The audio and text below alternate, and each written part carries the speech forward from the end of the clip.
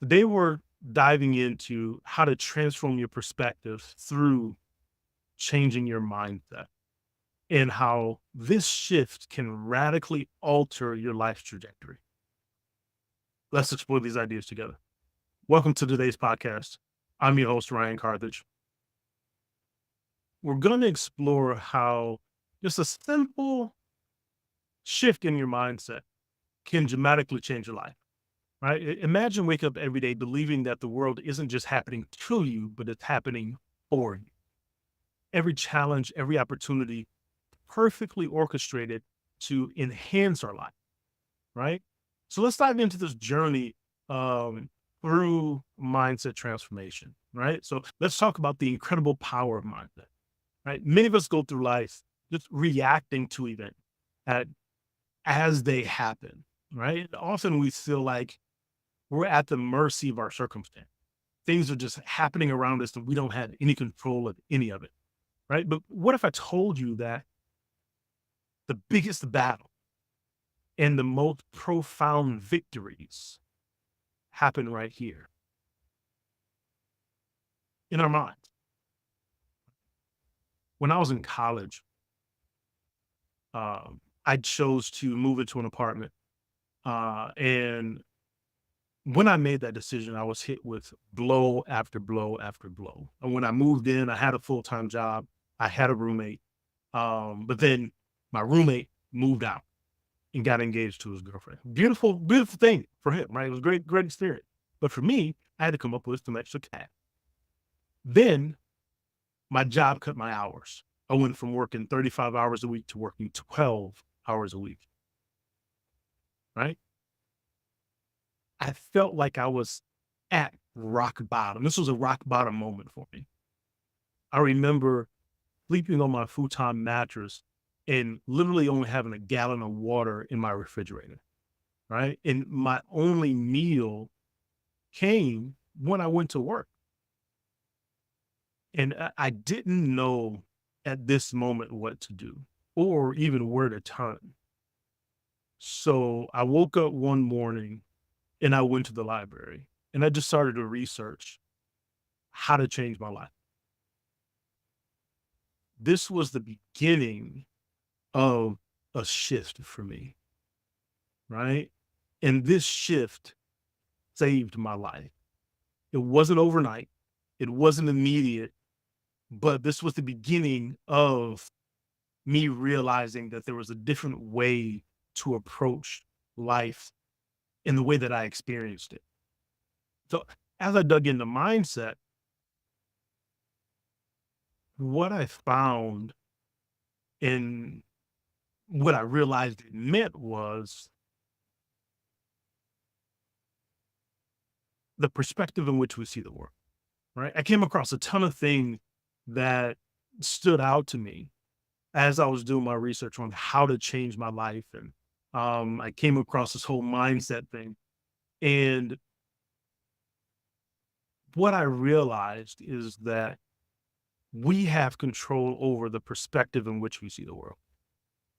It's nobody else's control but ours. Wayne Dyer said, when you change the way you look at things, the things you look at change. And I believe this is so freaking true, right? When you start to view challenges as opportunity, the obstacles in your life, they stop being roadblocks, but they start to become stepping stones. This shift, it involved a ton of reflection, a ton of soul searching, a ton of question asking of myself. And most importantly, it called for a conscious decision to choose to change the narrative that I had created for my life. And I had to embrace the idea that I wasn't just going through challenges, but those challenges were leading me through or leading me down a path of personal growth. I lost this job. I didn't have a roommate. I had to figure out how to make more money. So I had to build new relationships. I had to find another source of income, right? So for you, think about a time in your life when something didn't go as planned. Right? How did you respond to it? Now imagine if you chose to shift your perspective of that situation, right? To look at it from a perspective of what am I supposed to learn from this experience? Could that have changed your reaction? Could you have seen that as a signal or an or maybe even a stop sign, right? As we dig deeper into how to cultivate this mindset, I want us to remember that the lens in which we view the world through shapes our reality. The way we choose to see experiences, the way we choose to experience conversations, the way we choose to view relationships shapes what we do in the future. It shapes what we see in the future. So let's dig a little bit deeper into what mindset really is. And understanding this concept is extremely crucial in us truly being able to harness our own individual power that was given to us, that we were created with, right? So mindset at its core is the lens through which we view our challenges and success, right? It's more than just a temporary state of mind.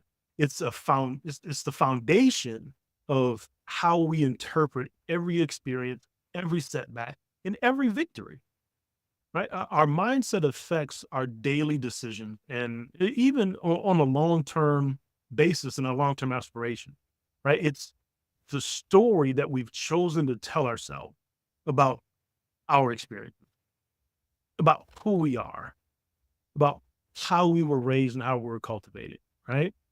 I say the story in which we choose to tell ourselves because we have the power to choose the story. We have the power to choose the story. So by recognizing this important piece and choosing to shift our mindset, we're not just changing thoughts from one day or one moment, but we're reshaping our entire reality, and ultimately we're reshaping our brain. We're literally changing the makeup of the brain, right? This shift influences how we approach our future, right? How we overcome obstacles, how we seize each opportunity, and essentially we're changing our mindset, right? And when we change our mindset, we're paving a new, we're paving a way for new possibilities, right? In new directions in our life. And I say this and it sounds easy, right? But this calls for major, major work on our part.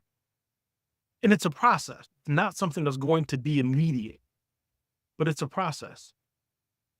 So let's shift gears and talk about this concept that's super powerful when it comes to mindset, and it takes this conversation to another level. This concept is called pronoia, right? Pronoia is the opposite of paranoia. Paranoia is the idea that the world is against you, right? The idea that you have to be on the defensive all the time and you're paranoid about what is going to happen because it's going to be negative. Those are my terms, layman's terms for paranoia, right? Pronoia is just the opposite. It's the belief that God, the universe, is conspiring in your favor. Imagine, imagine every event, every encounter is designed to help you succeed, designed to teach you something about yourself that will help you to develop and to evolve into the person that you desire to become.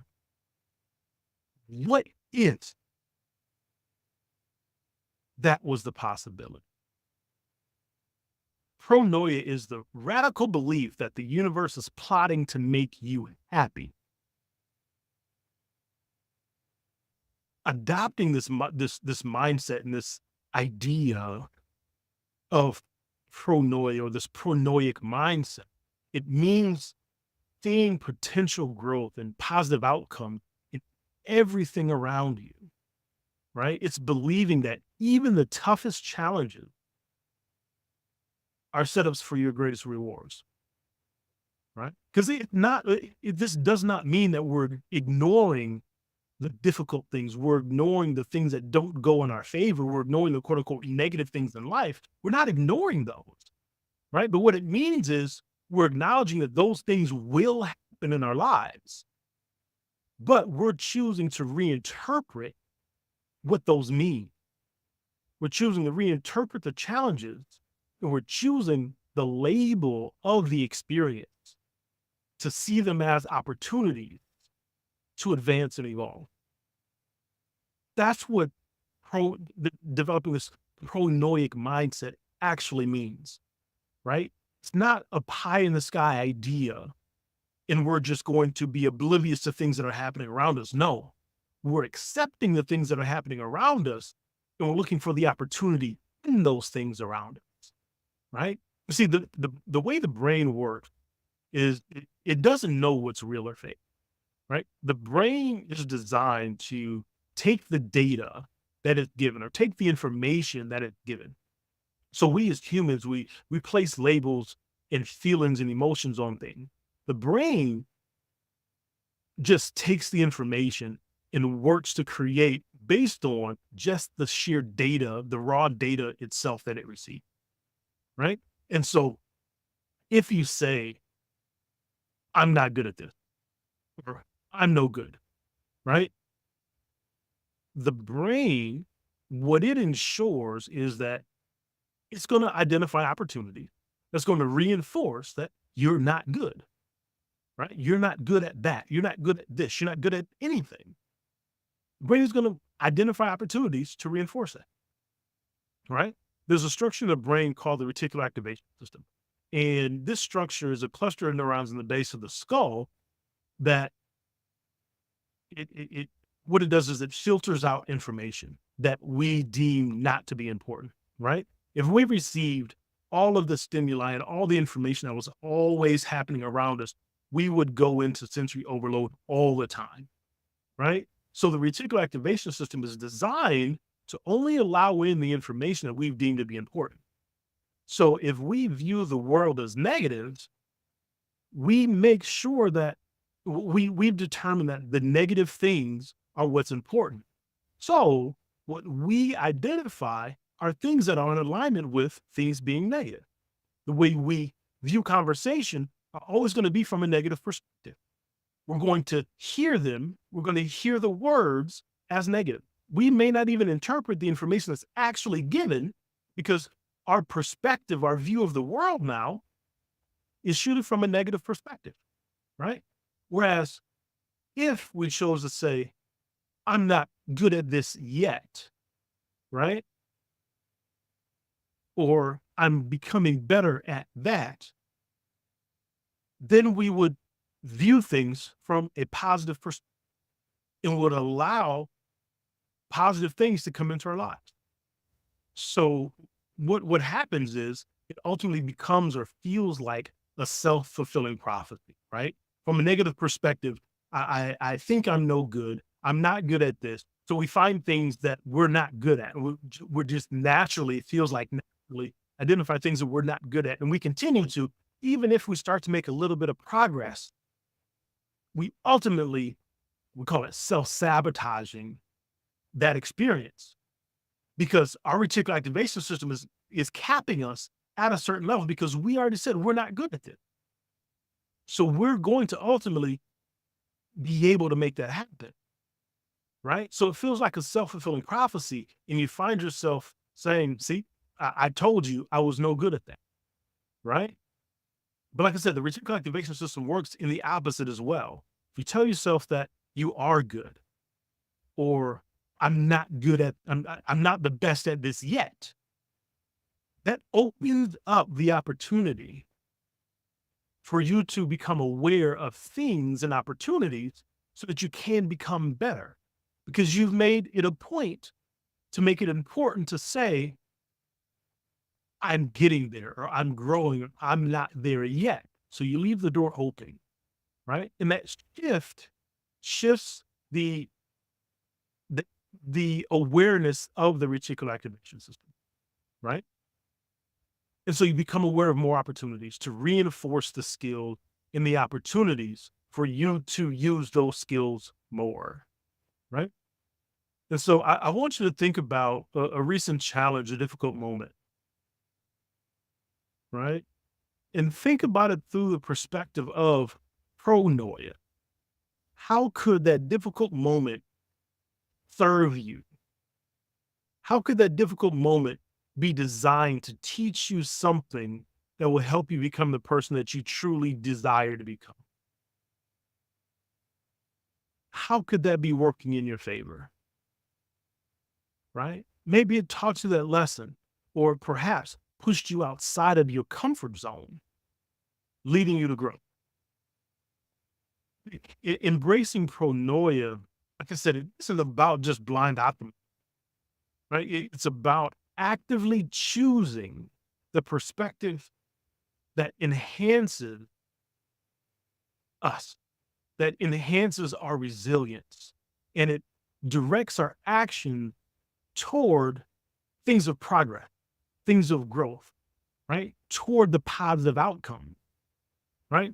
It's about making an ally out of the unknown, right? Making a friend out of the uncertainty. It's about training that reticular activation system to identify opportunity for you to become better. As we continue to explore mindset shifts, remember that the choice of how you view the world is entirely yours. It's entirely yours. So now that we see how powerful a positive outlook can be, I want to talk about how we actually cultivate this mindset on a daily basis by developing that pronoia and retraining our reticular activation system, right? And again, it's not about ignoring reality, but it's about accepting what's happening. And it's about enhancing our ability to see and create positive outcomes. So, the first thing that you can do is journaling, right? And journaling isn't just about writing down what happens in your day, but it's about reflecting on those events from a perspective of growth and opportunity. For instance, right? Writing about that difficult moment or that difficult event, and then reframing it by identifying potential positive outcome or lessons to be learned. So in this journaling, you can ask yourself this question, right? Why did that experience trigger me? Right? If it was something that triggered a negative response from you, what about it triggered me and why did it? Right? When is the first time that I remember feeling this way? And what this does is it allows you to go down the thought process of figuring out where you learned that that thing was bad, what that first experience was. And now you can have a conversation with yourself about your childhood. And you can then ask yourself the question of what were the people that were involved in that experience going through at the time? So you can start to piece together the other pieces of the story that we don't know as children that create our beliefs. And we can start to see that those people might have been going through something at that time that caused them to treat us the way that they did. It wasn't anything about what we did or who we were, but it was about how broken the other person was, and they were only giving what they had. I hope this makes sense, right? And so this allows you to go back into your history and to identify the moments that made you feel a way, and you're able to develop a different understanding of those experiences. And then you can, as you identify those moments, now you can change the label of that experience, right? You can change the label of they told me that I wasn't good to this is a reflection of them. They didn't feel like they were good in those types of moments. That doesn't mean that I'm no. And today I'm not that, you know. So I can choose to say, that wasn't me. Now, how can I develop me into the person that I desire to become? Right. And this conversation with yourself can continue to evolve. Right. And again, it's not about changing what happened, but it's about better understanding the experience to be able to change how we connect with that experience. Doing this allows us to change the label that we've placed on those experiences, change the label that we've placed on ourselves. And changing the label means disconnecting the emotion from the experience to see how those experiences and the people that were connected to those experiences made you feel. And this was likely more about that person's representation of themselves as opposed to a representation of you and who you are. This goes deep into core beliefs, which we'll cover in another video. But journaling and asking ourselves these types of questions can help us to start to uncover lessons and understanding from past experience, right? And this will allow us to experience new things differently, ultimately shifting the perspective of those new experiences from the perspective of our childhood self or our adolescent self or our young adult self to who we are today. The next thing that you can do is meditation, right? This practice of meditation, it helps you to detach from the immediate emotional reaction and view situations more objectively. Now, the meditation isn't about stopping the brain from moving, right? Or stopping the brain from thinking, but it's about controlling the thoughts that you attach to, right? And it allows you to enhance your capability, like I said, to choose the response rather than to get swept away, by those initial feelings of disappointment or frustration, right? Developing a meditation practice is major in shifting your perspective and how it really and it really allows you to develop a greater connection spiritually and with yourself. It allows you to hear the internal thought so that you can then go back and journal about the experience and that connection to the experience so that you can then work to change that label. Right? It allows you to look at it from the objective perspective, like there's a camera looking down on you in that experience so that you can see all of the different angles of what's happening so that you can get a full view of the experience. So meditation is extremely powerful when it comes to retraining the brain and retraining the reticular activation system because it gives us a broader view of experiences and our emotional connection. The third and final thing is gratitude practice. Gratitude practice, this can be as simple as listing 3 things that you're grateful for each day, right? When you first wake up, writing down the 3 things that you're grateful for. Gratitude shifts your focus from what's missing or what's going wrong to what's actually present and what's positive in your life, right? And it fuels a more optimistic outlook. And if you do it in the morning, just after waking up, it allows you to let that reticular activation system know this is how we're choosing to see the world today, right? It's a, like I said, it's great to implement that first thing in the morning. It tells that reticular activation system to be aware of what's present, not what's not. And it sets the tone for the perspective for that day, right? So when you feed your mind with positive thought, your life starts to align with those positives because you're expanding the awareness of the reticular activation system and the opportunities and the relationships and the people, things that are already happening around you, right?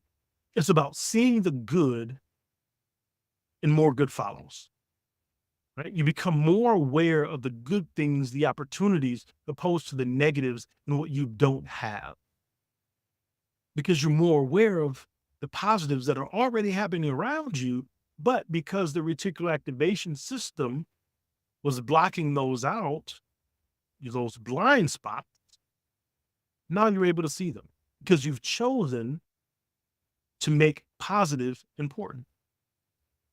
So I encourage you to start integrating these practices into your daily routine, right? Choose one strategy and focus on it for the week, right? Be it whether it's journaling, meditation, or expressing gratitude, and pay attention to the small shifts, right? In how you perceive the daily events and the daily challenges, because those challenges are going to come, but it's about how we perceive them and how we view those challenges when they do come.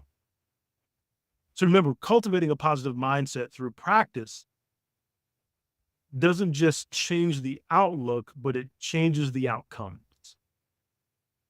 So by nurturing that pronoia, you're not just hoping for a better future, but you're actively building it. So as we wrap up, I want us to reflect on how adopting these strategies can lead to significant changes in our personal and even professional life.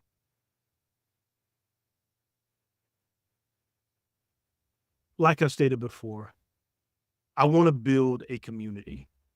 I want to build a community of individuals that are working to become better. It's not about being perfect, not about being better than anybody else, but it's about being the best version of yourself. So I want us to reflect on the role that mindset plays in shaping every facet of our lives, not just thinking positively. It's about fundamentally transforming how we interpret and respond to the world around. So we've explored pronoia today, the belief that the universe, that God is conspiring in our favor. Every experience, every situation, every challenge is designed to help us grow, not to hurt us. I urge you to embrace this concept. Start seeing life's challenges not just hurdles, but as opportunities, uniquely tailored to your growth and your development.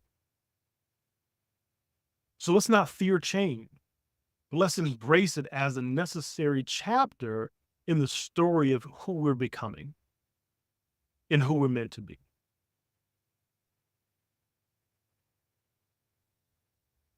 I'd love to hear your thoughts. I'd love to hear your experiences and how you start to experience these different mindset shifts, right? Le- Drop your stories in your comments below. Let's discuss how these insights play a role in your life and how they play out and how you implement them moving forward. If you found value today, make sure you subscribe, right? We have a lot more to explore, a lot more to explore. And my goal is to give information that I've experienced, things that I've learned that have helped me move forward in my journey. So I thank you for going on this journey with me today, right? Stay tuned for the next video. Remember, every step you take is an integral part of a larger journey toward the person that you're becoming. This journey of life, not about the end destination, but it's about the person that you become in the process of achieving or attaining that end goal. So embrace each moment, learn from each challenge, and keep pressing forward with optimism, grace, and resilience. Take care. Peace.